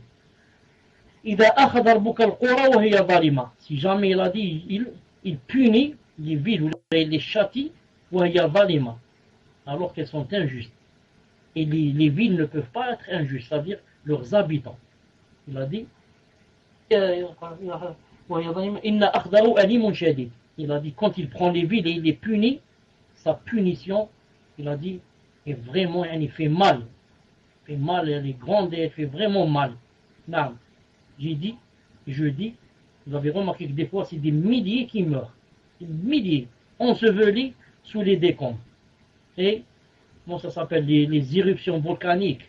Et il y a mille et une choses qui vont venir à l'avenir. Maintenant, ça commence, les signes et les châtiments de Allah commencent à être très fréquents. À cause de quoi? À cause de que les gens et ceux qui n'obéissent pas à Allah subhanahu wa ta'ala ont fait le maximum de désobéissance. Ils ont fait tout ce qui est inimaginable, tout ce qu'on ne peut pas imaginer. Comme désobéissance, ils l'ont fait. Sur tous les plans, sur tous les points. C'est pour ça que maintenant les châtiments d'Allah subhanahu wa ta'ala, les châtiments universels de ce qui se passe dans l'univers sont vraiment grands et seront vraiment grands à l'avenir. Si on vit encore assez longtemps, on va vous rappeler et vous allez me rappeler, Inch'Allah ta'ala, ce qui va se passer dans ce monde. Sans parler des châtiments maintenant nouveaux qui ont par exemple en rapport par exemple avec l'usure. Le fait d'acheter des choses avec des intérêts, des crédits avec des intérêts. Ça. Maintenant, toutes les banques mondiales reposent sur l'usure, vous savez ça. Il n'y a aucune banque dans le monde qui peut te donner gratuitement, même en Algérie où vous allez. Non. Donc, puisque maintenant tout le monde veut l'usure, il travaille avec l'usure, vous avez donc remarqué comment maintenant Allah subhanahu wa ta'ala a châtié le monde et l'a puni. En quoi? En leur donnant un grand châtiment, une grande fitna dans leur, comment ça s'appelle ça en français? Comment ça s'appelle en français? L'irtistisad. C'est pas l'industrie. Attends, comment on cherche le mot avec? Rappelez-moi, comment on dit l'irtisad? Dans leur économie. Dans leur économie. Regardez maintenant les grands pays, les grandes puissances qui commencent à quoi? Qui commencent à s'appauvrir. Commencent à s'appauvrir. Subhanallah al-Azim. Les grands pays de grande puissance, elles sont maintenant endettées. Et ont besoin qu'on les aide. Subhanallah al-Azim. Ça vient d'où? Hier seulement tu étais une grande puissance. Comme aujourd'hui tu as besoin qu'on t'aide, sinon tu vas couler. Tout ça, ce sont des châtiments aussi qui viennent d'Allah subhanahu wa ta'ala. Tfadal. Question suivante. Salam alaikum wa rahmatullahi wa barakatuh à tous. Hayakumullah ya Cheikh. Pourriez-vous me dire quelle est la différence entre un hadith mutawattir et ahad?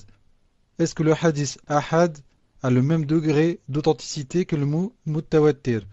Sinon, est-ce que l'on peut prendre en compte un hadith ahad dans des questions très importantes comme celles relatives à la aqida? Jazakumullah khayran. Tfadal Cheikh. Whisper, il n'y a rien à dire. Whisper, il n'y a rien. Je vois, il n'y a rien. Je trouve rien où je peux lire. Al-Muhim. Je disais, le hadith ahad, c'est un hadith qui n'est pas mutawatir. Car les hadiths, ou bien c'est ahad, ou bien c'est quoi, ou bien c'est mutawatir. Le mutawatir, ça veut dire, c'est le hadith qui nous vient rapporté par des groupes. Dans chaque, je ne sais pas comment on dit, tabara, dans chaque génération par exemple. Chaque génération. La génération des sahaba, c'est plusieurs sahaba. Ensuite, qui ont donné ce hadith à plusieurs de leurs enfants, les tabi'in, qui l'ont donné à plusieurs des autres. On dit de ça, c'est un hadith mutawatir. Et les hadiths mutawatir, on n'en a pas beaucoup, ça se compte sur les bouts des doigts. Si le hadith n'est pas mutawatir, c'est un hadith ahad. On peut trouver dans une classe, si on appelle ça une classe, par exemple dans la génération des sahaba, il y a seulement un sahabi qui l'a rapporté. On peut trouver 2 dans les tabi'in, 2 dans leurs enfants, 3, 1, 4, 5. Tout ça, ça ne suffit pas. Ça ne suffit pas pour être mutawatir. Ça reste toujours ahad. Et Al-Sunnah al-Jama'a disent que ce qui fait la différence, entre autres, bien sûr, que quelqu'un qui est salafi, qui n'est pas, celui qui n'est pas salafi, n'accepte pas dans la aqida les hadiths ahad. Alors que nous, un sunnah ou jama'a qui, on se prétend salafi, on prend du hadith si seulement il est authentique. Seulement, s'il est authentique le hadith, ça me suffit. Je n'ai pas besoin qu'il soit mutawatir. Sinon, je serais obligé de quoi? De ne pas prendre de 30 ou 40 choses, ou si ce n'est pas plus, dans la aqida. Car la plupart des hadiths qui parlent dans la aqida sont des hadiths ahad. Comme on a dit tout à l'heure, on va prendre seulement l'exemple de Nakir et Munkar. Il y a un hadith qui dit que quand quelqu'un sera dans la tombe, 2 anges viendront vers lui, qui s'appellent Nakir et Munkar, et lui poseront 3 questions. Ce hadith est quoi? Est ahad. Si tu dis non, moi je ne prends pas avec le hadith ahad, donc pour toi, il n'y a pas Nakir et Munkar dans la tombe. Pour toi, dans la tombe, il n'y a rien. Il n'y a pas les questions, il n'y a pas les 3 questions. Alors c'est très important les 3 questions. Et tout ce qu'il y a qui a rapport avec la résurrection, à part ce qu'il y a dans le Coran, justement se trouve dans le hadith ahad. Si tu ne prends pas avec le hadith ahad dans la aqida, tu rentres dans la bid'a. Il rentre dans la bida. Ensuite, la preuve formelle qu'on doit prendre avec les hadiths ahad, c'est quoi? Le prophète sallallahu alayhi wa sallam. Voilà la preuve qu'il ne faut pas oublier. Si quelqu'un vous dit je ne prends pas avec hadith ahad, seulement dans la aqidah, dites-lui d'accord. Que penses-tu de cela? Le hadith se trouve dans Sahih al-Bukhari, que le prophète sallallahu alayhi wa sallam, quand il a envoyé Mu'adh ibn Jabal au Sham, qu'est-ce qu'il lui a dit? Et même quand il a envoyé Ali aussi, qu'est-ce qu'il lui a dit? Il lui a dit tu vas rencontrer des gens du livre. Que la première des choses dont tu vas leur enseigner, qu'ils disent La ilaha illallah, la shahada, la ilaha Muhammad Rasulullah. S'ils acceptent ça de toi, alors apprends-leur la salat. S'ils acceptent, alors dis-leur qu'il y a une zakat et siyam et comme ça. Donc, Mu'adh ibn Jabal, quand il a été envoyé, quand il va parler lui aux gens, ce qu'il va dire, c'est un hadith ahad. Comprenez? Lui, ce qu'il va dire, c'est un hadith ahad. Il est seul à raconter. Vous voyez, pour être mutawatir, il faut au moins 9.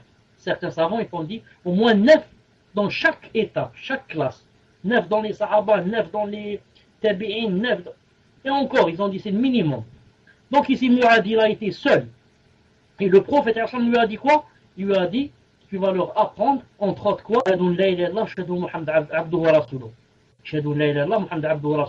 Sûrement que c'est la aqidah. La aqidah, il était seul. Il lui a dit, va leur apprendre, entre autres, la aqidah.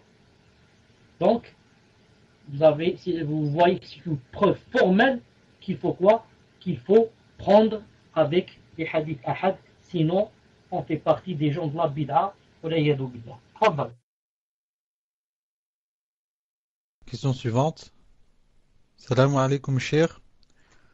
Au sujet de la salat al-waqi'a, il y a un hadith qui dit que celui qui la récite tous les soirs ne sera pas dans le besoin.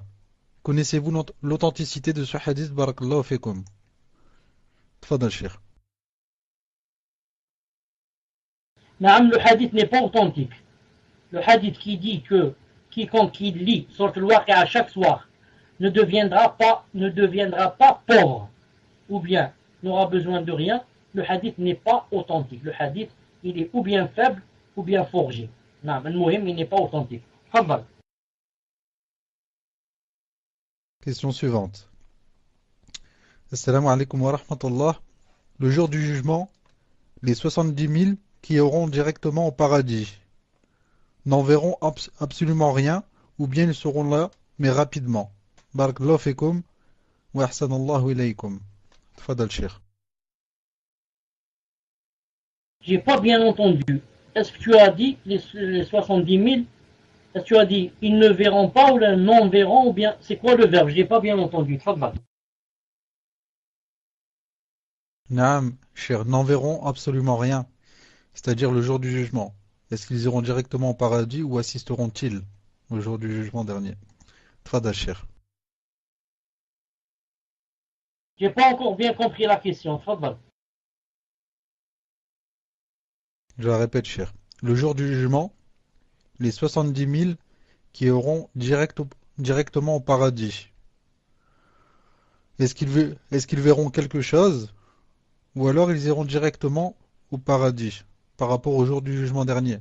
Est-ce qu'ils assisteront ou n'assisteront-ils pas à ce jour? Tfadal cher. Ils assisteront à beaucoup de choses. Entre autres, ils seront présents avec tout le monde, tous les êtres humains, qui seront ce jour-là présents, debout, nus, pieds nus aussi. Eux aussi ils seront avec eux. C'est obligé. Toute personne vient ce jour-là marquer sa présence. Et bien sûr, ils seront aussi présents, par exemple, quand ils passeront sur le sirat, sur le pont. Car il n'y a pas une personne qui ne passera pas sur le sirat, excepté les kuffars. Excepté les kuffars qui n'ont pas besoin de passer, car ils seront jetés directement en enfer. Donc voici au moins deux choses dans lesquelles ils assisteront. Et s'ils assistent aussi pour être debout, pour être présents et marquer leur présence. Non. Sûrement que peut-être ils auront soif.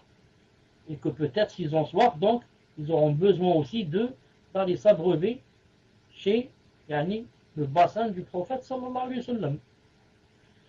Wallahu subhanahu wa ta'ala a'lam.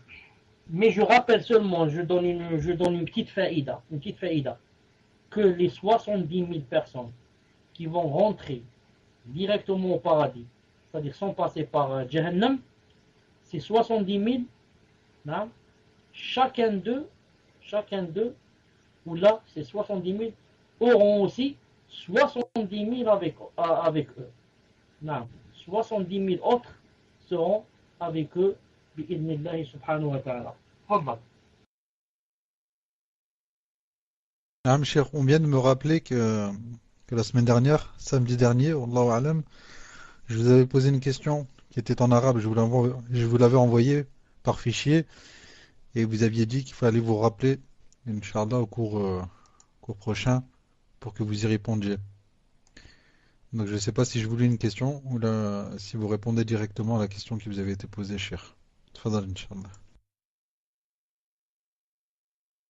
Simon, bon, moi, c'est quoi la question? Rappelle-moi, premièrement. Et deuxièmement, je t'avais dit, si je te rappelle, je t'avais dit de me faire rappeler ça au début du cours.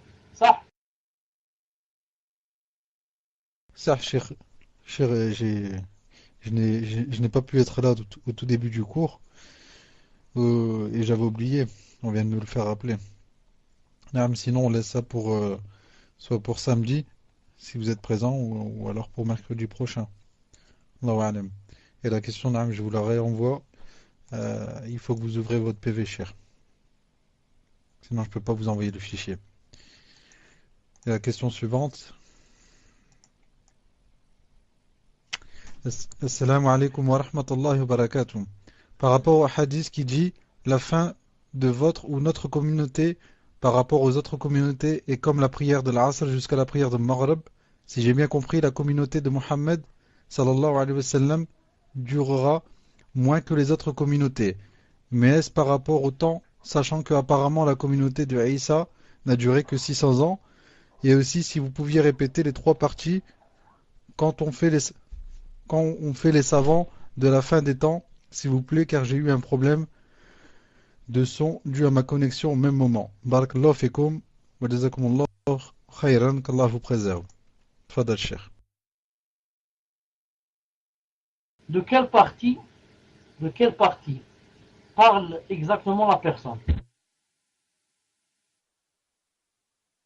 Mais je demande à la personne, Inch'Allah, qui veut la précision sur le cours, qu'elle aille voir le frère Ibn Mustafa pour lui préciser.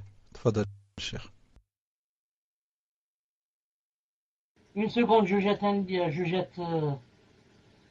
un coup d'œil sur le livre, une seconde. Allahu alam, elle parle de ce que je vais dire. Exemple numéro 1.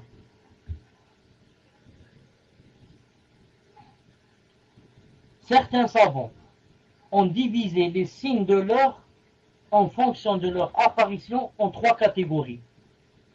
Une partie apparue et terminée. Une partie apparue et terminée, parce qu'il ne va plus revenir. Deuxièmement, une partie apparue mais qui ne cesse de se suivre et de se multiplier. Une partie de signe qui est déjà elle est apparue, mais elle ne cesse de se suivre et de se multiplier. Elle ne s'est pas encore arrêtée. La troisième partie qui n'est pas encore apparue. C'est-à-dire les grands signes. J'espère que c'est ce qu'elle voulait dire. Allah subhanahu wa ta'ala. Moi, ce que je comprends par le hadith du prophète sallallahu alayhi wa sallam, qui, lorsqu'il a comparé notre vie, notre durée de la communauté, notre communauté par rapport aux autres communautés, il a dit c'est comme entre Salat al-Asr et le Maghrib, qu'il voulait dire par là, où Allah subhanahu wa ta'ala alam,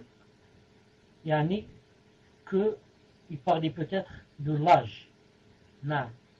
Car nous, par rapport aux autres, c'est vraiment court. Le maximum que quelqu'un de nous puisse vivre, Et maintenant, entre notre temps, c'est 100 ans. Disons 110. 110, vraiment le maximum. 120, c'est presque, Allah, ça existe un dans le monde. Là. Et le hadith du prophète est clair. Il a dit, l'âge de ma communauté, c'est entre 60 et 70. Et rares sont ceux qui dépassent. Comme ça a dit le prophète A'mar ummati ma bain 60 ou 70. Donc, l'âge ou la durée de vie de ma communauté, c'est entre quoi? Entre 60 et 70. Et si on va se comparer à certains qui vivaient 800, 900 ans, 1000 et plus, donc cette communauté, sa durée de vie est vraiment courte. Naam. Wallahu subhanahu wa ta'ala a'lam. Tfaddal. Ah, Mchir, la question, je l'ai retrouvée. Voilà, qu'il faut que vous m'ouvriez le PV pour que je vous l'envoie, Inch'Allah. Votre PV est toujours fermé. Question suivante. Salam alaikum, Cheikh. Qu'Allah vous récompense pour ce que vous faites. Ma question est la suivante. Combien d'années Isa, alayhi salatu wassalam, va rester sur terre? Barakallahu fikum. Combien de temps? Tfadal, Cheikh. 40 ans. Isa alayhi salam va rester 40 ans. Et le Mahdi va rester 7 ans. Inch'Allah ta'ala. Tfaddal. Question suivante. Salam alaikum wa rahmatullahi wa barakatuh. Jazakumullah wa khayran pour tous les cours que vous nous donnez. Pensez-vous que dans l'état actuel des choses et des événements, nos cœurs sont assez forts et fermes pour affronter la fin des temps? Si tant est que nous soyons. Si tant est que nous soyons présents. Barakallahu fikum. Tfadal, Cheikh. Justement, on demande à Allah subhanahu wa ta'ala le Tout-Puissant qu'il ne fasse pas décimer et exterminer ce monde de notre vivant. Parce que si maintenant, par exemple, seulement l'Antéchrist, le faux Messie, venait, il risquerait de faire beaucoup de problèmes entre nous les musulmans. Et beaucoup de nous, j'en suis sûr, vont le suivre. Non, ils vont oublier leur dîne, ils vont oublier, vu les grandes ambiguïtés avec lesquelles il va venir. Et sans parler des grandes fitnas qui attendent quoi? Qui attendent ces gens pendant la fin des temps. C'est pour cela que Allah subhanahu wa ta'ala ne va faire survenir l'heure que sur les kuffars, alhamdoulilah. Toute personne qui croit en Allah subhanahu wa ta'ala au jour dernier, à la fin des temps, avant que les signes ne viennent, non, avant que la fin du monde ne vienne, il va envoyer un vent. Ce vent va rentrer sous les aisselles des gens. Chaque personne qui sera croyante, quand le vent rentrera sous ses aisselles, elle tombera morte, bi'idhnillahi ta'ala. Il ne restera vivant que quoi? Que qui? Que les non-croyants. Les kuffars, les juhal. Ils resteront vivants pour que ils voient ils voient comment va se terminer ce monde et comment il va prendre fin. Ce sera déjà les prémices pour eux, les prémices d'un grand châtiment qui les attend. Celui qui sera mort ce jour-là, c'est Allah subhanahu wa ta'ala, il lui a fait une rahma. Mais non, ceux-là, ils vont rester vivants pour voir. Quand tu vois, toi, le ciel qui va s'ouvrir, le soleil qui va s'assombrir, les étoiles qui vont tamponner l'une avec l'autre, et le feu, et ceci, cela, la personne, voudrait donner tout l'or du monde pour mourir. Donc, je redis, puisse Allah subhanahu wa ta'ala, nous aider, alhamdoulilah, qu'on n'assiste pas à ces jours-là, ces jours vraiment, vraiment difficiles, vu notre grande, grande faiblesse. Fadal. Question suivante.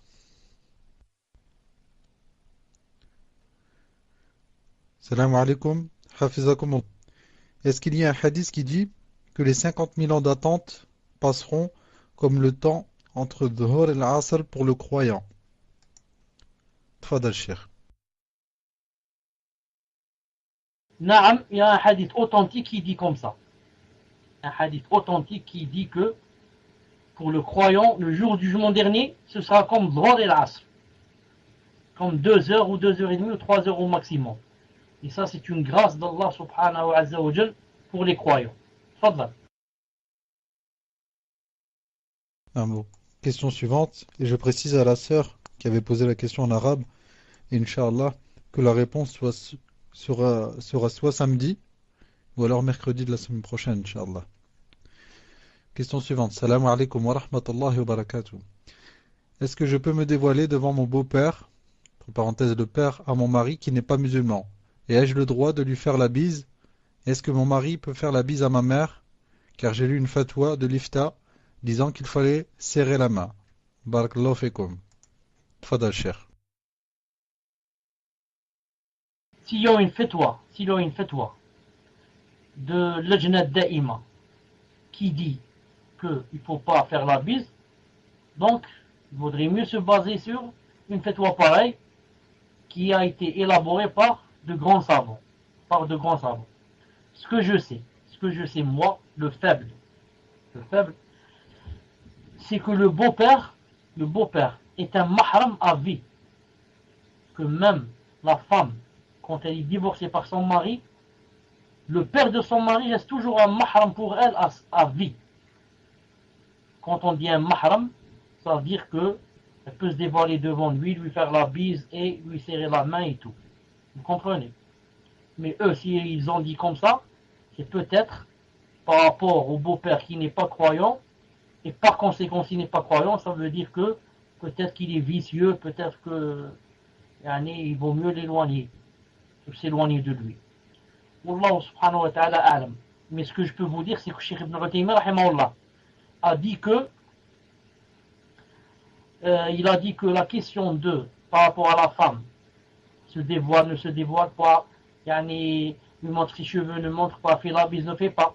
Il a dit, ce n'est pas seulement avec son beau-père qui est kafir. Il a dit, même avec le musulman, même avec quelqu'un qui est vraiment un mahram, comme par exemple ton oncle. Prenons l'oncle. L'oncle paternel et l'oncle maternel. Est-ce qu'une femme peut se marier avec son oncle? C'est impossible. Ça, qu'il soit paternel, qu'il soit maternel. Malgré cela, Cheikh Ibn Uthaymin dit, mais maintenant si mon oncle est un vicieux, donc dans ce cas il vaudrait mieux que je me voile de lui. Même si je lui montre pas, j'ai fait ça à cause de lui, mais c'est mieux pour parer à la fitna. Car même si c'est un mahram, mahram il peut être vicieux, il peut être fasiq. Mahram il veut faire la zina, pourquoi pas? Donc, ça, ce n'est pas spécifique aux non-croyants, ce que je viens de dire. Question suivante. Assalamu alaikum wa rahmatullahi wa barakatuh. Hafizakum Allah ya Cheikh. J'ai entendu un imam soudanais défendre la prise d'otage et en qualifiant de halal. Pour appuyer ce qu'il dit, il utilise un hadith dont je vous communique la traduction, car je n'ai eu accès que à la traduction malheureusement. Selon Imran ibn Hussein, nous avions fait la paix avec les gens de la Mecque, et nous avions commencé à nous mélanger à eux. Puis un jour, je me suis arrêté près d'un arbre pour me reposer, et j'ai enlevé des épines qui jonchaient le sol.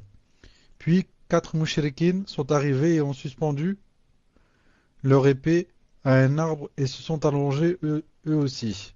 Et pendant que j'étais allongé, j'ai entendu quelqu'un annoncer: un tel fils d'un tel vient d'être tué par l'un des alliés des Quraysh. Alors j'ai bondi sur les 4, j'ai pris leurs épées et j'ai dit: par Allah qui a illuminé le visage de Mohammed, si l'un d'entre vous fait un geste, je planterai mon épée entre ses 2 yeux. Ensuite j'ai conduit les 4 pour les remettre au messager d'Allah sallallahu alayhi wa sallam.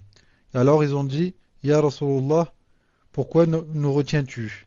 Il a répondu: je vous ai pris pour le crime de vos alliés. L'imam en question a rajouté que les 4 mouchriquins étaient de la tribu des Bani Uqayl, alors que ceux qui ont commis le meurtre étaient de la tribu de Bani Saqif, qui étaient toutes deux alliés à Quraysh. Ma question est, ce hadith est-il sahih? Barakallahu fikum wa jazakumullahu khayran. Tfadal Cheikh. En fait, quand tu m'envoies un hadith qui est long comme ça, tu m'entends, un musulman, quand tu es en train de lire, voilà, tu es en train de lire, j'essaie moi je fais des efforts pour essayer de voir c'est quoi exactement ce hadith en arabe. Des fois j'arrive et des fois j'arrive pas. J'arrive pas à voir c'est quoi le hadith en arabe. Et des fois j'arrive, alhamdoulilah. Aujourd'hui je suis pas arrivé. Non. Donc si tu as le hadith en arabe, tu l'envoies en arabe, Inch'Allah ta'ala. Si tu l'as pas, ma'alish. L'essentiel c'est quoi? L'essentiel c'est on peut prendre, comme dit Cheikh Ibn Uthaymin, rahimahullah, il dit, on peut prendre des otages de notre ennemi, si lui, il nous prend des gens en otage. Vous comprenez? Si l'ennemi nous a pris des gens en otage, nous aussi, on peut lui prendre des gens de ses soldats en otage. Même si ces soldats eux-mêmes n'ont rien fait, mais ce sont nos ennemis. Et les autres aussi nous ont pris des gens de nos soldats qui n'ont rien fait peut-être aussi. Cheikh Ibn Uthaymin dit, dans ce cas c'est permis de prendre. Vous comprenez? Mais si on n'est pas en guerre, et que surtout il y a une trêve entre nous et un peuple ou une communauté, ensuite quelqu'un va leur prendre des otages et demander des rançons, etc. Tout ça, il n'y a pas en islam, incha'Allah ta'ala. Non, fadal. Donc si le frère qui veut connaître l'authenticité du hadith, savoir s'il est authentique ou pas, à la référence du hadith qu'il envoie au frère Ibn Mustafa. Question suivante. Assalamu alaikum ya Cheikh, qu'Allah vous préserve et vous récompense. J'ai vraiment besoin de vos conseils concernant mes parents, c'est très compliqué. Je voudrais m'entretenir avec vous en privé. Jazakumullah khairan. Donc ça, le Cheikh indiquera s'il peut s'entretenir. Question suivante. Assalamu alaikum wa rahmatullah. Hayakumullah ta'ala wa hafizakumullah Cheikh. Comment savoir si l'on est éprouvé pour des péchés commis? Comme Allah Ta'ala le dit, tout malheur qui vous atteint est dû à ce que vous manquez. Ou si c'est uniquement une question de destin. Jazakumullah khayran. Qu'Allah vous récompense pour tout, vous élève en degré et vous couvre de sa clémence. Et je demande à la personne qui a demandé l'entretien qu'elle vienne voir le frère Ibn Mustafa, Inch'Allah. Tfadal Cheikh. En fait, il n'y a pas une chose comme ça très précise qui dit que ce qui nous arrive, c'est à cause des péchés ou bien à cause d'une épreuve du destin. Mais les savants ont dit en général, on voit la personne. Si la personne est une personne pieuse, masha'Allah, qui fait beaucoup d'efforts pour se rapprocher de Allah subhanahu wa ta'ala, il n'arrête pas de faire de bonnes actions, ensuite elle a le malheur. On dit là, c'est quoi? Ça vient du destin comme épreuve. Allah subhanahu wa ta'ala veut encore l'élever degré sur degré.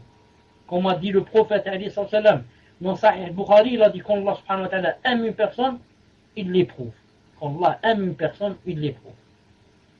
Mais maintenant, si la personne est une personne qui est fasiqa, une personne qui n'arrête pas de faire des grands péchés, une personne qui n'arrête pas de désobéir à Allah subhanahu wa ta'ala, ensuite, il lui arrive le malheur, ça veut dire que Allah subhanahu wa ta'ala est en train de la punir, en train de la châtier, et en même temps, pour que ça soit une leçon pour elle, pour qu'elle revienne. Je profite ici pour dire qu'il y a le milieu. Le milieu, c'est quoi? Le milieu, c'est une personne qui est pieuse. En général, elle fait le maximum pour se rapprocher d'Allah subhanahu wa ta'ala. Ensuite, de temps en temps, elle fait des péchés. pas les petits. De temps en temps, elle fait un grand péché. Celle-là, si le malheur lui arrive, ça veut dire que c'est à cause du grand péché. C'est pour ça que, si quelqu'un voit les malheurs qui n'arrêtent pas de tomber sur lui, alors qu'est-ce qu'il doit faire? Alors il doit s'arrêter et s'enfermer dans une chambre et méditer. Et dire qu'est-ce que je suis en train de faire ces temps-ci. Et s'il est sincère avec Allah subhanahu wa ta'ala, il avouera qu'il est en train de faire des choses qui ne sont pas bien. Il est en train de... Non, il est en train, par exemple, de nouer des liens. Si c'est un frère, peut-être avec une sœur. Si c'est une sœur, peut-être avec un frère. Ils sont en train de parler sur Internet, en train de louer, en train de se téléphoner, en train de s'écrire, en train de ceci, alors qu'ils ne sont ni mariés ni rien. Donc, Allah subhanahu wa ta'ala, c'est le plus juste. S'il te donne une chose et que tu es pieuse, ça veut dire que c'est une épreuve. Mais s'il te la donne alors que tu n'es pas pieuse, ça veut dire quoi? Ça veut dire que tu fais beaucoup de fautes. Ça veut dire que tu fais beaucoup de fautes. Et même quand une personne est pieuse, je dis, des fois il lui arrive de faire des fautes. Et là, c'est une ni'ma d'Allah subhanahu wa ta'ala qu'elle soit payée, qu'elle soit punie dans cette vie plutôt que dans l'au-delà. Et rappelez-vous très vite, pour terminer, Inch'Allah ta'ala aussi, rappelez-vous toujours le hadith que j'ai cité plusieurs fois. Et ma'alish, encore une fois aujourd'hui, pour la personne, le sahabi, qui a rencontré une femme dans la rue. Et cette femme, c'était une femme de joie. Et il ne savait pas qu'elle avait fait la tawbah, qu'elle est rentrée en islam. C'est une femme mushrika. Et une femme de joie aussi. Il a commencé à parler avec elle. Ensuite, je ne sais pas où il l'a touché exactement. Elle lui a dit arrête. Le shirk est parti, maintenant c'est l'islam. Alors quand elle a dit ça, il a arrêté sur le coup. Et il a rebroussé chemin. Et en allant, en la quittant, en marchant, il se retournait toujours vers elle, à un point où il s'est cogné la tête contre le mur. Il s'est fait vraiment mal. Ensuite, il a rencontré le prophète, il lui a raconté. Il lui a dit, voilà ce qui s'est passé aujourd'hui, et je me suis cogné la tête contre le mur. Il lui a dit, sallallahu alayhi wa sallam, dans un hadith rapporté par authentique par Cheikh Al-Albani, il lui a dit, toi, tu es une personne que Allah subhanahu wa ta'ala aime. Il lui a dit, quand Allah subhanahu wa ta'ala aime une personne, il l'a puni, juste après qu'elle fasse quoi? Il y a la désobéissance. Il lui a dit, si Allah subhanahu wa ta'ala n'aime pas une personne, il la laisse avec ses péchés jusqu'à ce qu'elle le rencontre comme ça avec ses péchés. Donc d'un côté, si tu es puni, dis alhamdulillah. Surtout si tu te rappelles avoir fait le péché. À chaque fois que tu fais le péché, dis-toi, si j'ai vraiment un statut chez Allah, donc dans quelques instants, ou là une heure ou là, je vais recevoir le châtiment. Non, je reconnais, j'ai fait une faute. Sauf si Allah subhanahu wa ta'ala veut me pardonner. Sinon, je vais payer d'ici demain, d'ici cette semaine. Non, si tu es sincère avec Allah subhanahu wa ta'ala. Non, donc il ne faut pas s'étonner bidna ta'ala. Tfadal. Question suivante. Assalamu alaikum wa rahmatullahi wa barakatuh, cher. Qu'Allah vous récompense pour tout. Et j'ai acheté un appartement en empruntant de l'argent auprès d'une banque qui pratique les intérêts usuraires. Et je l'ai vendu par la suite par crainte d'Allah. Maintenant j'ai soldé mon crédit et je ne dois plus rien, mais j'ai gardé le bénéfice de ma vente. Cet argent est-il licite ou illicite? Barakallahu fikum wa jazakumullahu khayran, cher. Tfadal, cher. Quand une personne fait le haram, elle a de l'argent par exemple, et disons elle a acheté des choses de haram ou bien maintenant il lui reste de l'argent le haram. On va voir si le haram, et ensuite la personne a fait tawbah, la personne maintenant regrette et elle a regretté et elle dit dans son cœur qu'elle ne referait plus cette faute. Maintenant, on va voir ce qu'elle a. Ce qu'elle a. Est-ce que c'est une chose qui a un rapport avec les gens ou bien c'est une chose qui a un rapport avec Allah subhanahu wa ta'ala? C'est-à-dire, cet argent maintenant qu'elle a, c'est de la maison qu'elle a vendue. Ça. Donc l'usure, elle a fait une faute, elle a fait un grand péché, c'est entre elle et Allah subhanahu wa ta'ala. Elle a fait la tauba, donc cet argent lui revient quoi? Il lui revient halal. Mais si par contre, je vole quelqu'un, je lui vole 1000 euros, un exemple. Ensuite, je fais tauba. Je regrette, je pleure, je dis khlas, je ne ferai plus, Inch'Allah ta'ala, cette faute. Les 1000 euros, maintenant après avoir fait tauba, est-ce qu'ils deviennent halal? Ils ne deviennent pas halal. Pourquoi? Car la faute n'est pas entre moi et Allah seulement, mais aussi entre moi et les gens. Moi et la personne qui a été volée. Donc, dans ma tauba, d'aller rendre cet argent à la personne volée si je sais où la rencontrer. Sinon, je la donne à ses héritiers si elle est morte. Sinon, je connais personne. Je la donne fi sabilillah avec l'intention que c'est pour la personne qui a été volée, pas pour moi. Vous comprenez? Inch'Allah, vous avez compris. Pour l'argent, le haram, quand quelqu'un fait la tauba, on va voir. Si l'argent appartenait à des gens ou bien, il doit le rendre à ces gens. Ça rentre dans la tauba. Si maintenant c'est comme l'usure, l'usure c'est, ça appartient pas aux gens, c'est à toi. C'est toi qui as fait l'usure, c'est entre toi et Allah subhanahu wa ta'ala, c'est tout. Dans ce cas, tu fais tauba et l'argent te devient halal. Peut-être quelqu'un va dire, pourquoi il va pas rendre les intérêts à la personne qui lui a prêté de l'argent, ici à la banque, comme le voleur, comme la personne volée. La personne volée, on doit lui rendre son argent, c'est vrai. Non, on lui rend son argent, sinon la tauba n'est pas acceptée. Pourquoi ici je ne vais pas rendre l'argent à la banque, les intérêts, comme ça, pour que ma tauba soit acceptée? Les savants, qu'est-ce qu'ils répondent? Ils disent non. Quand je rends l'argent à celui qui a été volé, car c'est son argent, ça rentre donc dans la justice de lui rendre son argent, subhanallah. Mais la banque, quand elle m'a prêté l'argent et elle m'a donné des intérêts, si je lui rends les intérêts, ça veut dire quoi? Ça veut dire, donc, la banque fait le haram et moi je l'encourage. Je lui dis, mashallah, ce que vous faites, vous m'avez donné les intérêts. Non, moi je vous rends les intérêts. Non, mais je vous rends, vous m'avez prêté l'argent et je vous rends les intérêts.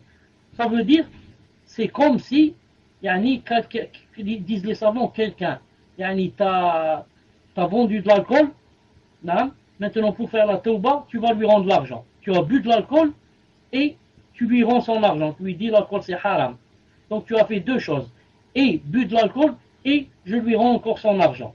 Ici la même chose. Tu fais les intérêts d'usure et tu lui rends encore son argent. Là, les savants disent, ça ne ressemble pas au cas de celui qui a été volé. Non, le qiyas est faux. Voilà, Inch'Allah ta'ala, pour aujourd'hui. On va se rencontrer, Inch'Allah ta'ala, si Allah subhanahu wa ta'ala le veut, le samedi, bi'idhnillahi ta'ala. Sinon, ce sera, Inch'Allah ta'ala, mercredi comme aujourd'hui. سبحانك اللهم وبحمدك أشهد أن لا إله إلا أنت أستغفرك وأتوب إليك وصل اللهم على نبينا محمد صلى الله عليه وعلى آله وسلم وآخر دعوانا الحمد لله رب العالمين وبارك الله فيكم.